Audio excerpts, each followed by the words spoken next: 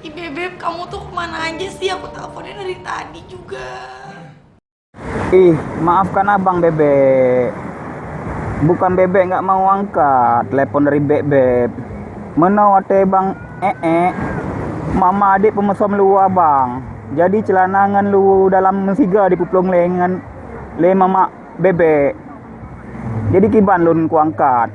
Aralun tutup atra Bebek abang. Menghape hanjit kuman. Oh gitu ya. Aduh maafin mama aku ya. Mama aku tega banget sama kamu. Enggak apa-apa Bebek. Abang ka biasa di pelaku lagi nyo. Mungkin nyo katak dirabang. Aku tapi sedih. Bebek abang sedihnya. Narik i mata. Pakan man bebek sedih. Apa gara-gara abang hana lu ngan celana dalam le. Nya. Pakan man sedih. Ya iyalah, ini juga sekarang lagi nangis, tahu. Mama aku pindahin aku sekolah ke Jogja. Ma bebek. Betul nyan. Bebek pikir hana lu le abang bebek mo. Jadi gimana bebek? Bebek abang mau pindah sekolah? Bebek abang mau pisah sama abang?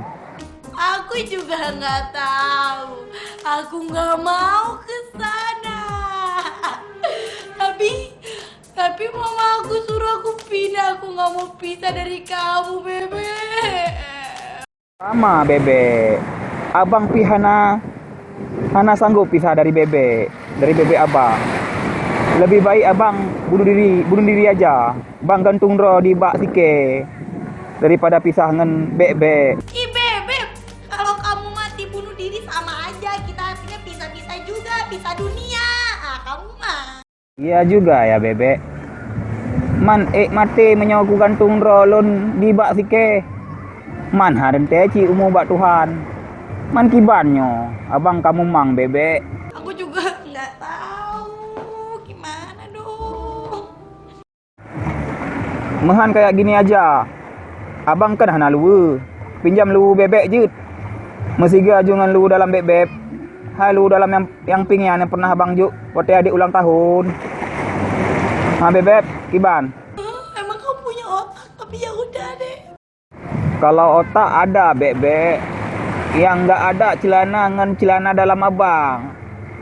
Ya udah cepat bebek antar celana ngan lu dalam beh. Mesiga lu dalam adik yang warna pingyan. Beh bebek. Pinjam abang beh. Kajilah beh. Kajilah beh. Dadah bebek abang.